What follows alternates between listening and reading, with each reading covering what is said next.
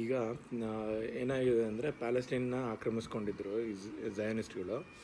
ಅವರು ಫಸ್ಟು ಒಳ್ಳೆಯ ಯಹೂದಿಯರನ್ನ ಕಳಿಸಿದರು. ಅವರು ಒಳ್ಳೆಯ ಯಹೂದಿಯರು, ನಾವು ನಮ್ಮದು ಇದು ಜಾಗ ನಮಗೆ ಇದರಲ್ಲಿ ಧರ್ಮಗ್ರಂಥದಲ್ಲಿ ಬರೆದಿದೆ, ಅದು ನಮಗೆ ಅಂತ ಹೇಳಿದೆ ಅಂತೆಲ್ಲ ಹೇಳ್ಕೊಂಡು ಕತೆ ಕಟ್ಕೊಂಡು ಫಸ್ಟು ನಿಧಾನಕ್ಕೆ 1945ರಲ್ಲಿ ಬಂದು ಸೇರ್ಕೊಂಡ್ರು. ಆವಾಗ ಇಂಗ್ಲೆಂಡ್ ಅವರು ಅವ್ರಿಗೆ ಇಲ್ಲಿ ಇಸ್ರೇಲ್ ಅನ್ನೋ ದೇಶ ಮಾಡಬೇಕು ಅಂತ ಮಾಡಿದ್ದು.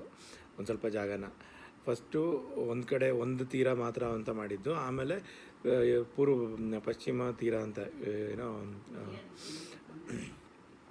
ಆಮೇಲೆ ಪೂರ್ವಕ್ಕೂ ಅವ್ರು ಬರೋಕ್ಕೆ ಶುರು ಮಾಡಿದ್ರು, ಪ್ಯಾಲೆಸ್ಟೈನ್ ಅವ್ರನ್ನ ಓಡಿಸೋಕ್ಕೆ ಶುರು ಮಾಡಿದ್ರು. ಆಮೇಲೆ ಕೊನೆಗೆ ಬಾಂಬ್ ಹಾಕಿ ಎಲ್ಲರನ್ನೂ ಮನೆಯಲ್ಲಿ ಹೆಂಗೆ ಅಂದರೆ ಸರ್ವೇಲೆನ್ಸ್ ಸಿಸ್ಟಮ್ಮು, ಯಾವ ಪ್ಯಾಲೆಸ್ಟೈನು ಎಲ್ಲಿರ್ತಾನೆ, ಬೆಳಿಗ್ಗೆ ಎಲ್ಲಿರ್ತಾನೆ, ಮಧ್ಯಾಹ್ನ ಎಲ್ಲಿರ್ತಾನೆ, ಯಾವಾಗ ಹೋದರೆ ಅವನೊಬ್ಬನೇ ಇರ್ತಾನೆ, ಎತ್ತಾಕೊಂಬರ್ಬೋದು, ಹಂಗೆಲ್ಲ ಅರೆಸ್ಟ್ ಮಾಡಿ ಅವ್ರನ್ನೆಲ್ಲ ಟಾರ್ಚರ್ ಕೊಟ್ಟು ಎಷ್ಟೋ ಜನ ಮಕ್ಕಳನ್ನು ಸಾಯಿಸಿ ದೊಡ್ಡವ್ರನ್ನಂತೂ ಸಾಯಿಸಿ ಏನೋ ಮನೆಗಳನ್ನೇ ಇವರು ಯಹೂದಿಯರು ಬಂದು ಸೇರ್ಕೊಳ್ಳೋದು. ನನ್ನ ಮನೆ ಇದು, ನೀವೇನು ಬರೋಂಗಿಲ್ಲ, ವಾಪಸ್ ಬರೋಂಗಿಲ್ಲ, ಆಮೇಲೆ ಬೇಕಿದ್ರೆ ನೀವು ಕನ್ವರ್ಟ್ ಆಗಿ ನಮ್ಮ ಏನೋ ಹೆಂಗಸ್ರನ್ನೆಲ್ಲ ಕನ್ವರ್ಟ್ ಮಾಡೋದು ಯಹೂದಿಯರಿಗೆ, ಆ ಥರ ಎಲ್ಲ ಏನೇನೋ ಮಾಡಿದ್ದಾರೆ. ಆಮೇಲೆ ಅವರೇ ಅವ್ರ ಕಡೆಯಿಂದ ಒಂದಷ್ಟು ಜನ ಅವ್ರ ಏಜೆಂಟ್ಗಳನ್ನ ಕಳಿಸಿ ಹಮಾಸಲ್ಲಿ ಸೇರಿಸ್ಬಿಟ್ಟು ಅವ್ರ ಕಡೆಯಿಂದನೇ ಬಾಂಬ್ ಹಾಕ್ಸಿ, ಆ ಬಾಂಬ್ ಹಾಕೋ ದಿನ ಇವರು ಯಾವುದು ಪ್ರೊಟೆಕ್ಟಿವ್ ಸಿಸ್ಟಮ್ಸ್ ಎಲ್ಲ ಆಫ್ ಮಾಡ್ಕೊಂಡು, ಐರನ್ ಡೋಮ್ ಅಂತ ಕೆಲವೊಂದು ಕೌಂಟರ್ ಮಿಸೈಲ್ ಟೆಕ್ನಾಲಜಿ ಎಲ್ಲ ಇದೆ, ಅದನ್ನೆಲ್ಲ ಆಫ್ ಮಾಡಿ ದೊಡ್ಡದಾಗಿ ಸೆಪ್ಟೆಂಬರ್ 24ರಲ್ಲಿ ಬಿಟ್ಟು ಸಾಯಿಸ್ಬಿಟ್ರು. ಅಕ್ಟೋಬರ್ 7ಕ್ಕೆ ನಮ್ಮ ಮೇಲೆ ಬಾಂಬ್ ಹಾಕ್ಬಿಟ್ರು ಅಂತ ನಾಟಕ ಆಡಿಕೊಂಡು 1.5 ವರ್ಷದಿಂದ ಎಲ್ಲ ಅವ್ರನ್ನ ಫುಲ್ ಇನ್ನೂ ಸಾಯಿಸ್ಕೊಂಡು ಎಲ್ಲ ಹಮಾಸ್ ಅವ್ರನ್ನ ಸಾಯಿಸ್ತೀವಿ ಅಂತ. ಇಲ್ಲಿ ಹೆಂಗಂದರೆ ಇಸ್ರೇಲ್ನಲ್ಲೂ ಇರಾನ್ನಲ್ಲೂ ಇವ್ರದ್ದು ಝಯಾನಿಸ್ಟ್ಗಳ್ದು ಅವ್ರ ಏಜೆಂಟ್ಗಳಿದ್ದಾರೆ ಹಮಾಸಲ್ಲೂ. ಹಾಗೆ ಎಲ್ಲ ಈವನ್ ಐಸಿಸ್ಸು ಮಾಡಿರೋದು ಅವರೇ, ಮೊಸಾಡ್ ಝಯಾನಿಸ್ಟ್ಗಳಂತ.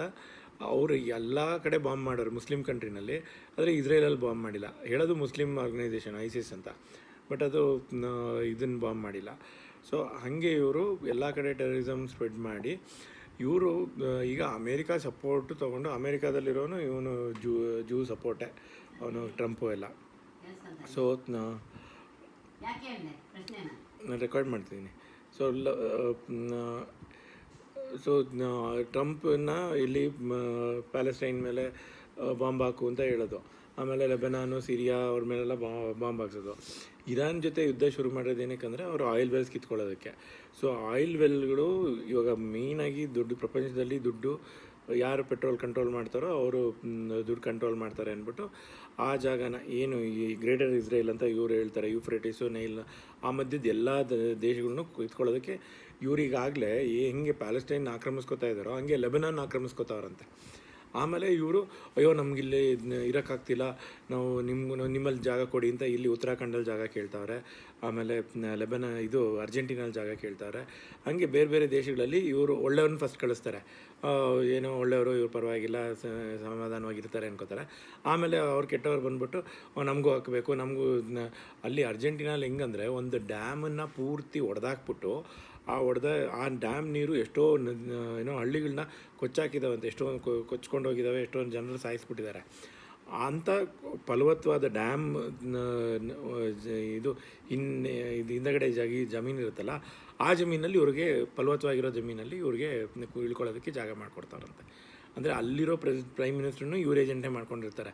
ಹಂಗೆ ಎಲ್ಲ ದೇಶದಲ್ಲೂ ಪ್ರೆಸಿಡೆಂಟ್, ಈಗ ವೆನೆಜುವೆಲಲ್ಲಿ ಮಾಡಿದ್ರು, ಅವನ ದೇಶದ ಪ್ರಧಾನಿನ ಮೊದಲೇ ಇವನು ಏಜೆಂಟ್ ಇಟ್ಟಿದ್ರು, ಇವಾಗ ಅವನ್ನ ಎತ್ತಾಕೊಂಡು ವಾಪಸ್ ಕರ್ಕೊಂಡು ಹೋದ್ರು, ಅವನ ಜೊತೆ ಬೆಳ್ಳಿನೂ ಎತ್ಕೊಂಡು ಹೊರಟೋದ್ರು ವೆನೆಜುವೆಲಾಯಿಂದ. ಸೊ ಹಂಗೆ ಎಲ್ಲ ದೇಶದಲ್ಲೂ ಇವ್ರು ಏಜೆಂಟ್ಗಳನ್ನ ಇಟ್ಕೊಂಡು ಅವ್ರು ಕಾಂಪ್ರಮೈಸ್ ಮಾಡಿರ್ತಾರೆ, ಏನೋ ಒಂದು ಅವ್ರು ಏನೋ ಅಕ್ರಮ ಮಾಡಿರೋದನ್ನು ಬ್ಲ್ಯಾಕ್ ಮೇಲ್ ಮಾಡಿಕೊಂಡು, ಇಲ್ಲ CD ಏನೋ ಮಾಡಿಕೊಂಡು ಹಂಗೆ ಬ್ಲ್ಯಾಕ್ ಮೇಲ್ ಮಾಡ್ಕೊಂಡು ಆಟಾಡ್ತಿದ್ದಾರೆ. ಸೊ ಇವಾಗ ಇವರು ಇರಾನಲ್ಲಿ ಕೆಲವೊಬ್ಬರು ಇವ್ರ ಏಜೆಂಟ್ಗಳೇ ಇದ್ದಾರೆ, ಅವ್ರ ಮೂಲಕ ಇವರು ಇರಾನ್ ಭಾಗ ಯಾವುದು ಯೂಫ್ರೆಟಿಸ್ ನದಿಯಿಂದ ಕೆಳಗಡೆ ಇದೆಯೋ ಅದನ್ನಷ್ಟು ಇವ್ರಿಗೆ ತಗೊಳ್ಳೋದು. ಹಂಗೆ ಸಿರಿಯಾ ಮೇಲೂ ಬಾಂಬ್ ಮಾಡ್ತಾವ್ರೆ, ಲೆಬನಾನ್ ಮೇಲೂ ಬಾಂಬ್ ಮಾಡ್ತಾವ್ರೆ. ಇನ್ನೂ ಇದು ಕಂಟಿನ್ಯೂ ಆಗ್ತಾನೇ ಇರುತ್ತೆ ಪೂರ್ತಿ ಅವ್ರು ಅದನ್ನು ಆಕ್ಯುಪೈ ಮಾಡ್ಕೊಳ್ಳೋ ತನಕ. ಇವ್ರೇನು ಗ್ರೇಟರ್ ಇಸ್ರೇಲ್ ಅಂತ ಹೇಳ್ತಾರೆ, ಹಾಗೆ ಟ್ರಂಪ್ ಹೇಳ್ತಾ ಇರೋದು ನಾನು ಗ್ರೇಟರ್ ಅಮೇರಿಕಾ ಮಾಡ್ತೀನಿ ಅಂತ, ನಾರ್ತ್ ಅಮೇರಿಕಾ ಅಂತ. ಏನೋ USA, ಕ್ಯಾನಡಾ, ಮೆಕ್ಸಿಕೋ, ಆಮೇಲೆ ಅವನ್ನೆಲ್ಲ ಗ್ರೀನ್ಲ್ಯಾಂಡು ಎಲ್ಲದನ್ನು ಒಂದು ದೇಶ ಮಾಡ್ತೀನಿ, ಆಮೇಲೆ ಇಲ್ಲಿ ಗ್ರೇಟರ್ ಇಂಡಿಯಾ ಮಾಡ್ತೀನಿ ಅಂತಂದ್ಬಿಟ್ಟು ಇಂಡಿಯಾ, ಪಾಕಿಸ್ತಾನ, ಬರ್ಮಾ, ಇದೆಲ್ಲ ನೇಪಾಳು ಎಲ್ಲ ಸೇರಿಸ್ಕೊಂಡು ಅದು ಗ್ರೇಟರ್ ಇಂಡಿಯಾ ಮಾಡ್ತೀನಿ ಅಂತ.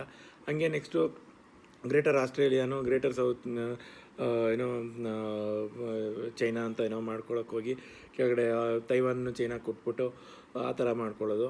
ಹೀಗೆ ಇಲ್ಲ ಗ್ರೇಟರ್ ಏಷ್ಯಾ ಮಾಡ್ತೀನಿ ಅಂತ ಮೇಲ್ಗಡೆ ವಾಪಸ್ಸು ಹೊಡೆದೋಗಿರೋ USSRನೆಲ್ಲ ಒಟ್ಟಿಗೆ ಸೇರಿಸೋದು. ಅಂದರೆ ಇವೆಲ್ಲ ಏನು ಕನ್ಸಾಲಿಡೇಷನ್ ಆಫ್ ಕಂಟ್ರೀಸು. ಅಂದರೆ ಇಂಡಿವಿಜುವಲಾಗಿ 198 ಏನು ಕಂಟ್ರೀಸ್ ಇದ್ದಾವೆ ಅವನ್ನ ಒಂದು 10 ಪ್ರಾವಿನ್ಸ್ ಥರ ಮಾಡಿಕೊಂಡು ಆಮೇಲೆ ಅದಕ್ಕೆ ಸಿಂಗಲ್ ವರ್ಲ್ಡ್ ಗೌರ್ಮೆಂಟ್ ತೊಗೊಂಬರೋದಕ್ಕೆ 2050 ಇವರು ಆಟ ಆಡ್ತಿರೋ ನಾಟಕ. ಸೊ ಅದಕ್ಕೆ ಇವರು ನಿಧಾನಕ್ಕೆ ಮುಂದುವರಿಸ್ತಾರೆ. ಈ ಕಡೆ ತೀರಾ ಜಾಸ್ತಿ ಆಯಿಲ್ ವೆಲ್ನೂ ಹಾಳು ಮಾಡ್ಕೋಬಾರ್ದು, ಈ ಕಡೆ ಆ ಕಂಟ್ರೋಲ್ನ ತೊಗೋಬೇಕು. ಆ ಲೆವೆಲಲ್ಲಿ ಕುತಂತ್ರ ನಡೆಸ್ತಾ ಇದ್ದಾರೆ. ಸೊ ಇದ್ರ ವಿರುದ್ಧ ನಾವು ಏನು ಅಂದರೆ ಈಗ ಇಂಡ್ಯಾದಲ್ಲಿ EVM ಮೋಸ ಮಾಡಿ ಇಂಥ ಕಂಟ್ರಿಗಳನ್ನ ಏಜೆಂಟ್ಗಳನ್ನ ಇಡಿಸ್ತಾರೆ. ಹಾಗೆ ಅಮೇರಿಕಾದಲ್ಲೂ ಡೊಮಿನಿಯನ್ ಸಿಸ್ಟಮ್ಮು ಆ ಮೆಷಿನಲ್ಲೂ ಏನೋ ಆಟ ಆಡ್ತಿದ್ದಾರೆ ಅನಿಸುತ್ತೆ. ಅದರಲ್ಲೂ ಅವ್ರಿಗೆ ಬೇಕಾಗಿರೋ ಟ್ರಂಪ್ ಅಂತವನ್ನೇ ಗೆಲ್ಲಿಸ್ಕೊಂಡು ಆಟ ಆಡ್ತಿದ್ದಾರೆ. ಅದ್ರ ಬದಲು ಜಿಲ್ ಸ್ಟೀನ್ ಅಂತ ಒಬ್ಬಳು ಡಾಕ್ಟರ್ ಕಂಟೆಸ್ಟ್ ಮಾಡಿದ್ಲು ಗ್ರೀನ್ ಪಾರ್ಟಿ ಅಂತ, ಅವ್ರಿಗೂ ಗೆಲ್ಲಕ್ಕೆ ಬಿಡಲಿಲ್ಲ. ಇಷ್ಟು ಒಳ್ಳೆ ಏನೋ ಎಲ್ಲ ಪರಿಸರ ಉಳಿಸ್ಬೇಕು, ಎಲ್ಲರಿಗೂ ನ್ಯಾಯ ಕೊಡಿಸ್ಬೇಕು ಅನ್ನೋ ಥರ ಮನಸ್ಥಿತಿ ಇರೋನ್ನ ಬೆಳೆಯೋಕ್ಕೆ ಬಿಡಲ್ಲ. ಇಂಥ ಕಚಡ ದಲ್ಲಾಳಿಗಳನ್ನ, ಇಸ್ರೇಲಿ ಮೊಸಾದ್ ದಲ್ಲಾಳಿಗಳನ್ನ ಗೆಲ್ಲಿಸ್ಕೊಂಡು ಆಟ ಆಡೋದು. ಸೊ ಇದು ನಡೀತಾರೆ ಸದ್ಯಕ್ಕೆ. ಅದ್ರ ವಿರುದ್ಧ ಎಲ್ಲರೂ ಉಸಿರೆತ್ತಬೇಕು, ಎಲ್ಲರೂ ವಿರೋಧ ಮಾಡಬೇಕು, ಎಲ್ಲರೂ ಅದು ಅಂಥವ್ರಿಗೆ ಚೀತು ಅಂತ ಉಗಿಬೇಕು. ಈಗ ಮೋದಿನೇ ಅವನು ಸುಷ್ಮಾ ಸ್ವರಾಜು, ಪರಿಕರು, ಜೈಟ್ಲಿ ಎಲ್ಲರಿಗೂ ವಿಷ ಹಾಕಿದ್ದಂತೆ, ಅನಂತಕುಮಾರ್ಗೆಲ್ಲ. ಅದಕ್ಕೆ ಸುಬ್ರಹ್ಮಣ್ಯ ಸ್ವಾಮಿ ಅವ್ರ ಮನೆಗೆ ಹೋಗಿ ಏನು ತಿನ್ನಲ್ವಂತೆ, ಏನು ಕುಡಿಯಲ್ವಂತೆ. ಸೊ ಹಂಗೆ ಅಂಥವ್ರಿಗೆಲ್ಲ ನಾವು ಕನ್ನಡಿಗೆ ಹಿಡಿದು ಪಾಪಿ ನನ್ನ ಮಗನೇ ಇವಾಗ ಅಲ್ಲಿ ಇದಕ್ಕೆ ಬೆಳ್ಳೂರಿಗೆ ಇದಕ್ಕೆ ಬರ್ತಾನಂತೆ ದೇವಸ್ಥಾನ ಇನಾಗ್ರೇಷನ್ ಮಾಡೋಕ್ಕೆ, ಬಾಲಗಂಗಾಧರ ಸ್ವಾಮೀಜಿದೇನೋ ದೇವಸ್ಥಾನ ಮಾಡಿದ್ದೀವಿ ಅಂತ.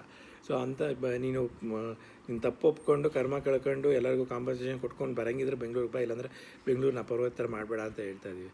ಸೊ ಹಂಗೆ ಪ್ರತಿಯೊಬ್ಬರಿಗೂ ಮೊನ್ನೆ ಟ್ರಂಪ್ ಯಾವುದೋ ಹೋಟೆಲ್ಗೆ ಹೋಗೋನೆ, ಹೋಟೆಲಲ್ಲಿ ಅವ್ನಿಗೆ ಊಟ ಮಾಡೋಕ್ಕೆ ಬಿಟ್ಟಿಲ್ಲ, ಎಲ್ಲ ಉಗಿದು ಓಡಿಸೋರು ಅವನ್ನ, ಪಾಪಿ ನನ್ನ ಮನೆ ಹಿಂಗೆ ಜನ ಸಾಯಿಸ್ತಾ ಇದೆಯಾ ನೀನು ಹೋಗು ಅಂತ.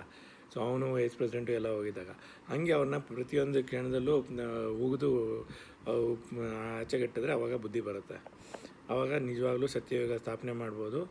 ಆಮೇಲೆ ಏನೋ ಪ್ರಜೆಗಳೇ ಪ್ರಭುಗಳಾಗ್ಬೋದು, ಒಂದು ಭೂಮಿ ಸ್ವರ್ಗ ಆಗುತ್ತೆ. ಬನ್ನಿ ಎಲ್ಲರೂ ಹೋರಾಡೋಣ, ಮಾಡೋಣ.